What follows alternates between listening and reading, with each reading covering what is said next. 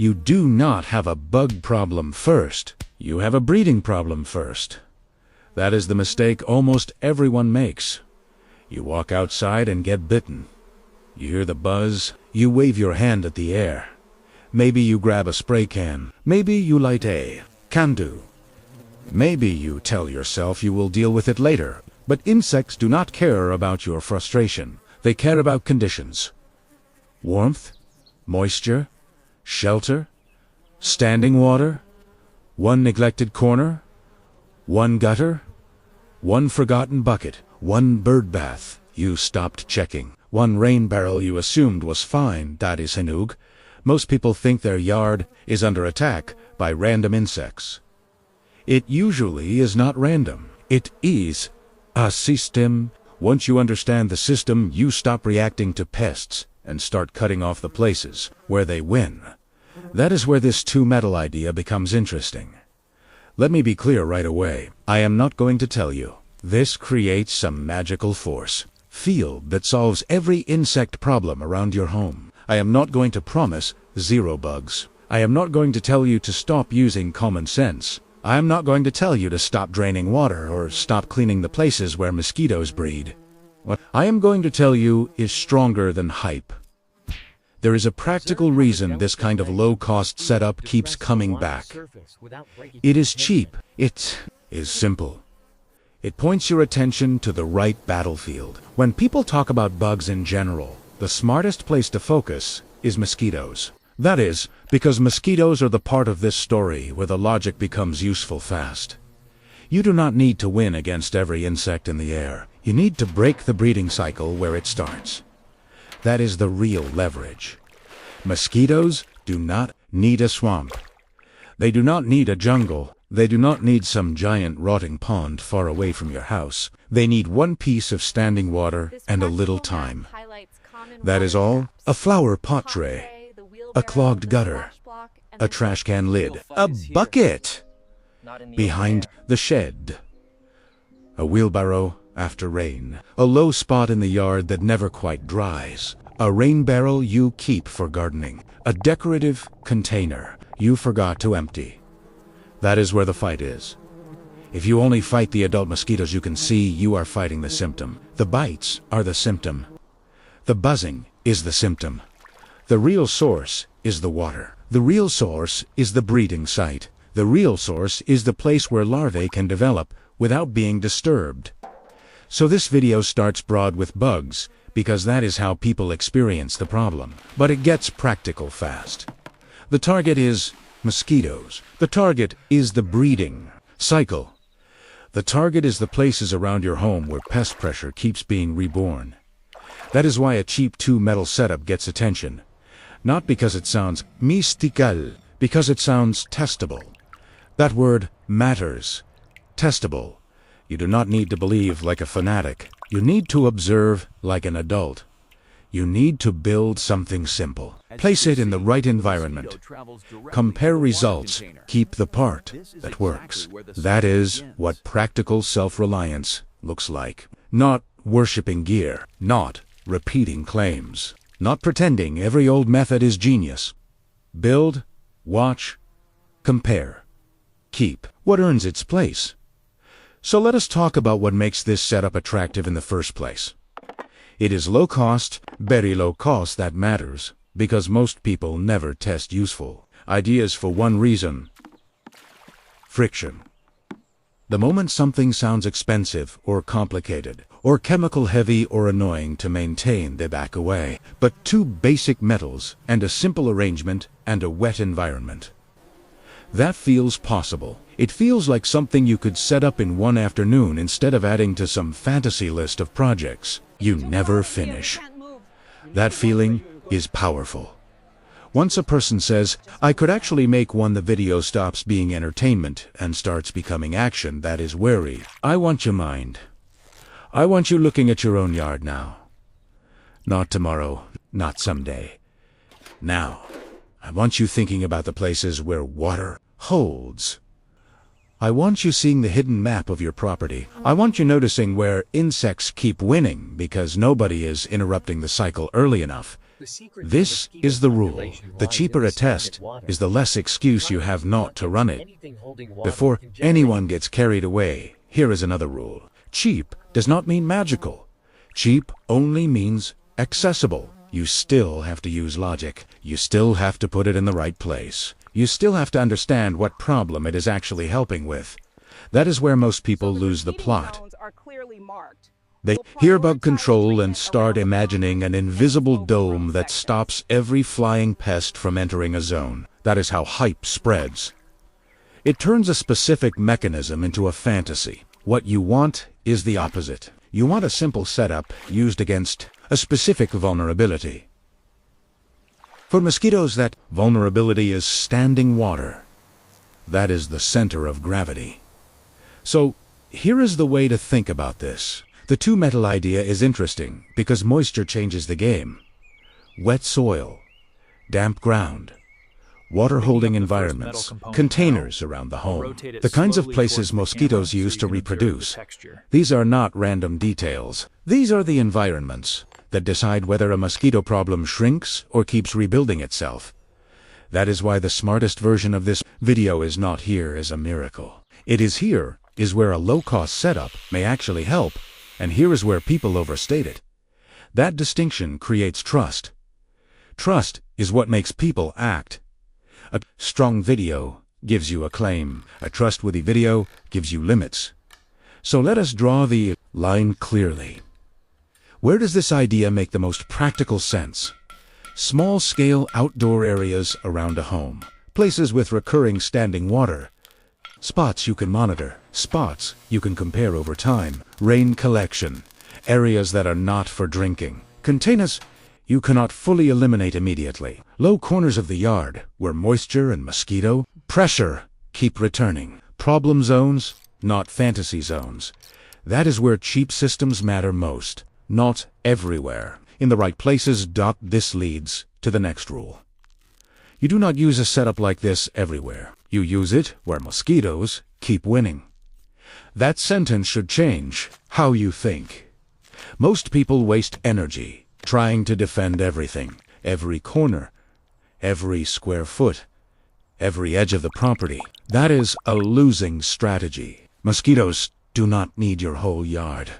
They need a few safe places. So your job is not to dominate everything. Your job is to identify the repeating weak points and start there.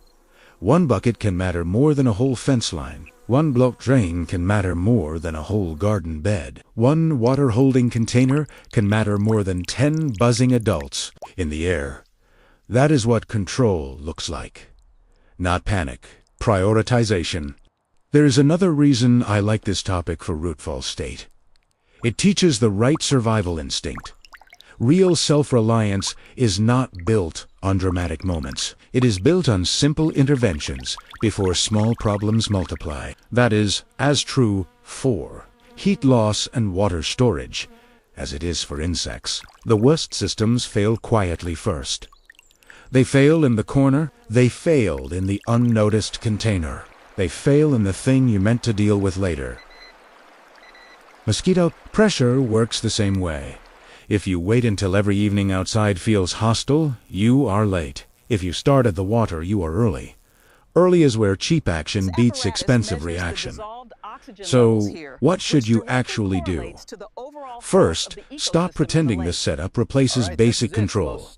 It does not drain what you can, dump what you can, clean what you can, cover what you keep, shorten the breeding window wherever possible. That comes first. Always.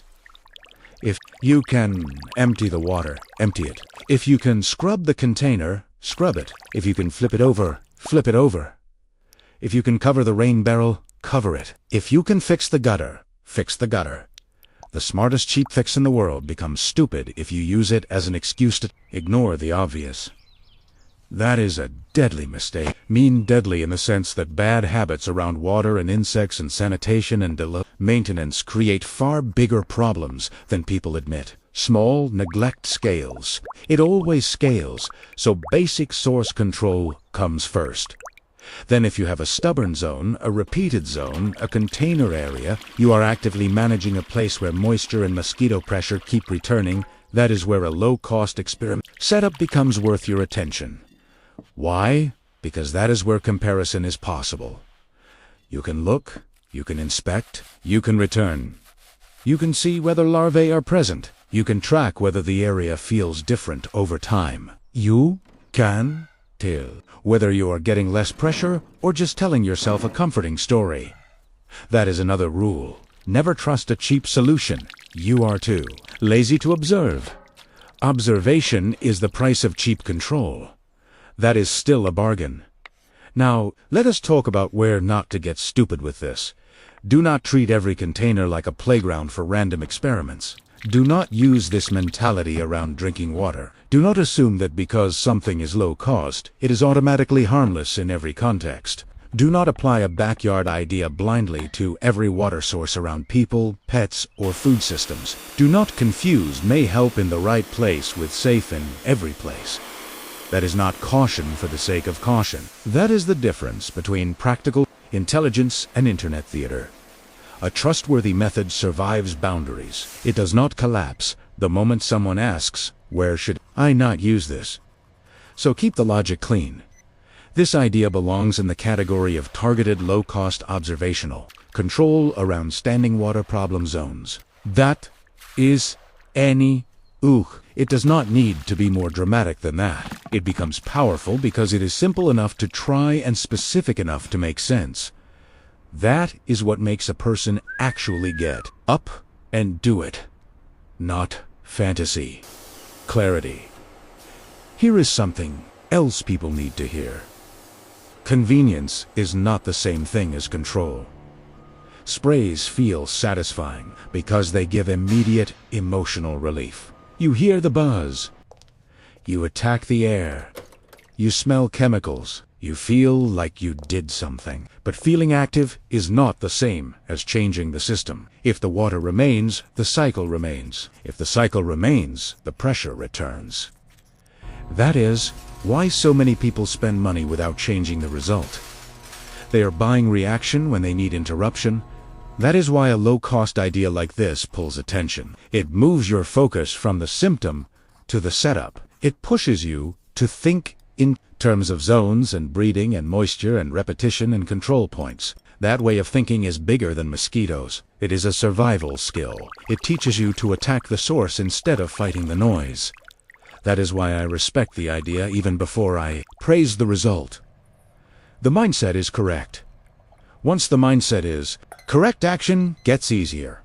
You walk your property differently. You stop seeing bugs. You start seeing containers and runoff and low spots and gutter issues and water and holding points and hidden corners.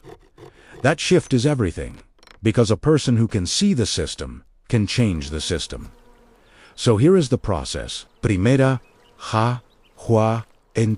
you. To follow. Today, walk outside and identify the one place around your home that keeps giving mosquitoes an advantage. Not 5 places. 1 play. Start small enough to finish, then ask for questions.